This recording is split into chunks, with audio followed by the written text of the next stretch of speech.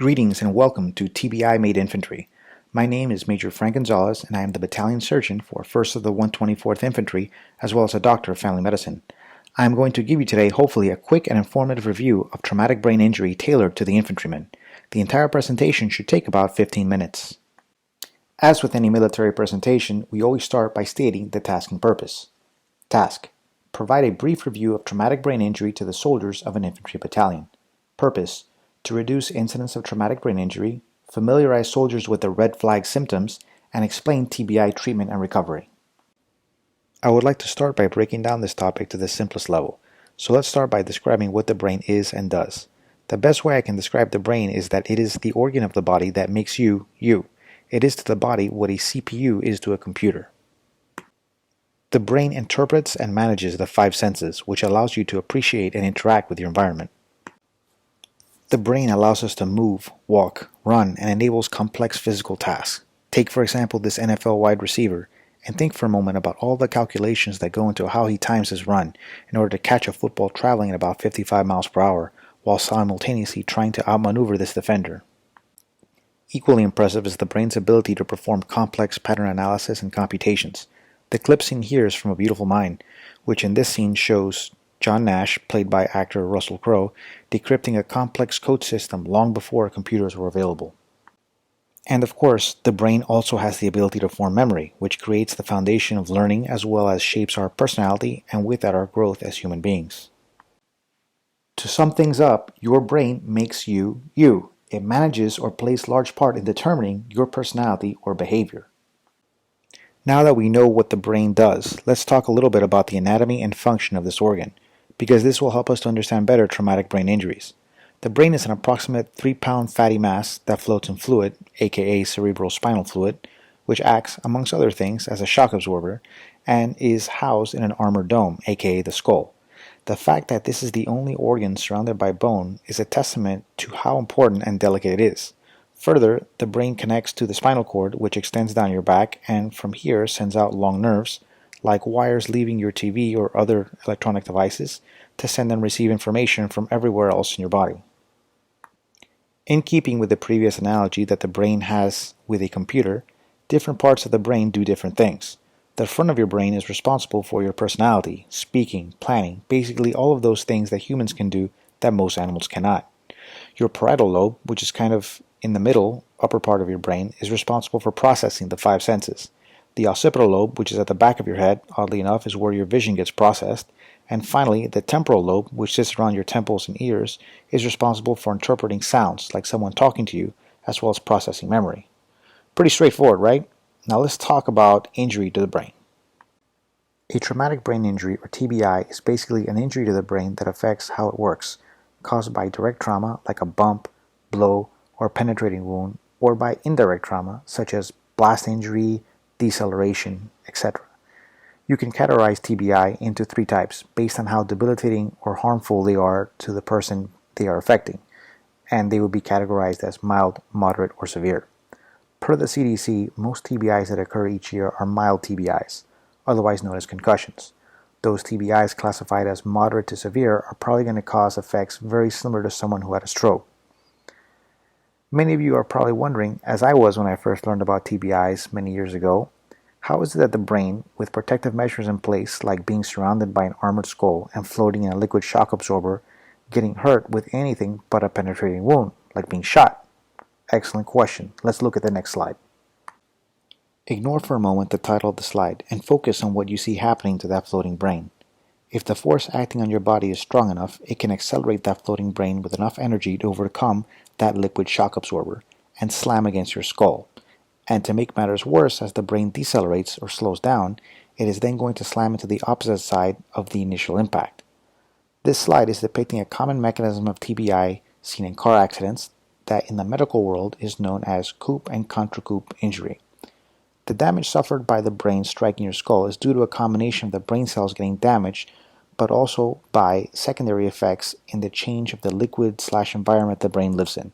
The main idea to take away from this is that a TBI can affect a wide span of different brain functions that you then interpret as feeling sick. Therefore, symptoms of a TBI can affect how a person thinks, learns, feels, acts, and sleeps. So coming back to this slide and the symptoms of a TBI we just mentioned, you can see that depending also on where the brain gets hit, you might have more problems with those functions that are controlled from that affected area. Like if you get struck very hard in the back of the head, you might manifest more visual symptoms than someone who was struck on the temporal side and is having more difficulty understanding someone talking to them and vice versa. So what does a TBI feel like? First of all, know that it's not me in the photo nor one of my soldiers. In any case, many of us have been struck in the head and can relate to that feeling, or maybe can recall having had a real nasty headache, but far fewer of us have received a concussion that required several days to weeks to return to feeling 100%. The best way I can describe the symptoms of a TBI is by comparing it to the worst hangover you ever had. Many people can probably think back to the morning after the bachelor or bachelorette party of their best friend, where they woke up and felt like a demon was trying to crawl from the inside out of their head. You might remember feeling that any mental stimulus made you more uncomfortable, such as walking, riding in a car, the smell of a particular food, or the noise level being too loud. This is basically what a TBI feels like, only with a hangover, we know that this is caused by a toxin, alcohol, and as your body eliminates it, your symptoms will also go away. With a TBI, there is no chemical to eliminate. The brain just needs time to repair itself, and so this process of recovery usually takes days to weeks. How does this all apply to you, the infantryman? Most of you listening to this presentation have probably been struck in the head at least once in your life, and maybe might even have been diagnosed with a concussion yourselves. The most important thing for you to get out of this presentation is at least the knowledge of what the red flag symptoms are, otherwise known as those symptoms that merit urgent evacuation or at least you getting the attention of the platoon medic immediately. Obviously, if someone got hit in the head and is unconscious, you automatically assume the worst and call for help, while protecting that airway via the head tilt chin lift and or insertion of an NPA until the medic arrives. Most of these red flags will likely be visible either immediately or within several minutes of observing the affected soldier. The second thing you should get out of this is a general idea of what the treatment and course of improvement or prognosis looks like. Last, and certainly not least, is gaining some understanding and sympathy for people affected by TBI. Here is a short list of those red flag symptoms. Going back to the memory of a time when you were hungover or had the worst headaches of your lives, it's probably unlikely that you had any of these symptoms.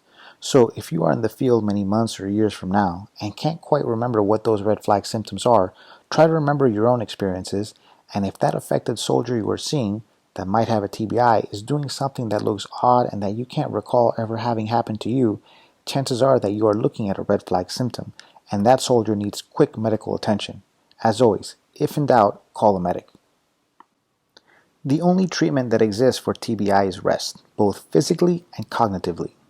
Think of an injury to your brain like an injury of your knee or hamstring. Is the best way to recover from your knee injury on day one by running sprints or squatting heavy weights? No, of course not. Common sense will tell you to avoid those activities that make your knee pain worse until the body can repair it, and then you slowly work activities back into your routine that are more demanding. Maybe you start by progressively walking more, then after a few days you might be jogging, then running a little faster the next day, and after a few weeks you are back at working at your max effort. The brain is no different, only the brain's exercise comes in the form of thinking or processing data. The more difficult the mental task you are performing, the harder your brain is working, and if you are trying to recover from a TBI, much like a sore muscle being pushed too soon, it causes pain in the form of headaches or worsening nausea. So, just like recovering from a strained muscle, we gradually increase mental and physical work over a period of time. Here is an example of a return to work protocol used at the high school level to return to sports. The military uses a protocol very similar to this one to return to work, however, it's written in a style that is a little bit more technical. This one gets the point across in a way that is easier to understand, but is essentially identical to the one the military uses. In this example, each step is 24 hours long. If during one of these steps the soldier find themselves suddenly having worsening of their symptoms, then we would just go back to the prior step where they felt fine and try again the following day. For example, I am a soldier who is 5 days out from a concussion and has been feeling good, where I completed a 30-minute jog yesterday, aka step 3. Today, I start step 4, non-contact training drills, where I am training with my squad in body armor, practicing 3 to 5 second buddy rushes, along with practicing call for fire under stress, etc. Over the course of my practice day, I start feeling my head begin to pound again, maybe some nausea, which would be my cue to stop. Those symptoms are my body's way of telling me to tone down the work level because it's not yet ready to deal with that level of cognitive work. Based off the protocol above, I know that I should stop what I am doing and return to step 3, the last step that I was at where I felt fine. Obviously, let your team and squad leader know what's going on before you stop training. Tomorrow morning, depending on how you felt, you might repeat step 3 again or retry step 4 and see how you feel.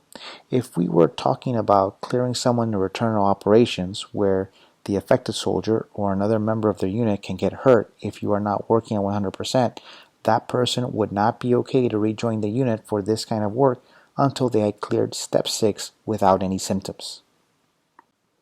This slide is basically the same as the prior one with the exception that the stepwise progression uses return to school, which can also be interpreted as return to mental activity. Everyone is different, so every person's recovery will be a little different, maybe shorter or longer. Some people might be able to return to exercising quicker, but put them to work on the computer and their head feels like it's splitting in half. Or the opposite, I can read or write at pre-TBI levels, but put me to squat or deadlift a heavy weight and that's the headache trigger. As I wrap up the presentation, there are a couple of very popular urban myths concerning head injuries that I wanted to shed light on.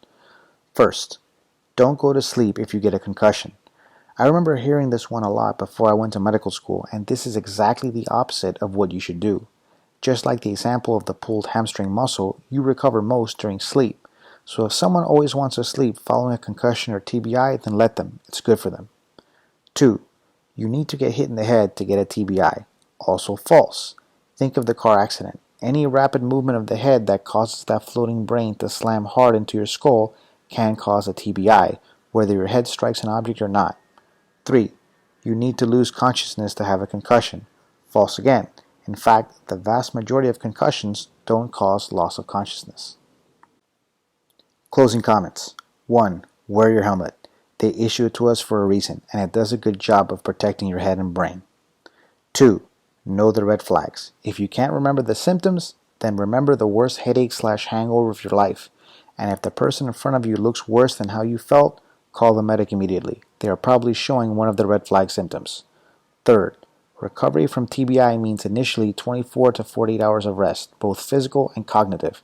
AKA, this means bed rest and boredom, followed by a slow return to duty, gradually adding increasingly more difficult activities every 24 hours. And if you feel sick at any point, go back to what activities you were doing the prior 24 hours and try again tomorrow. Stay safe and thank you for your time.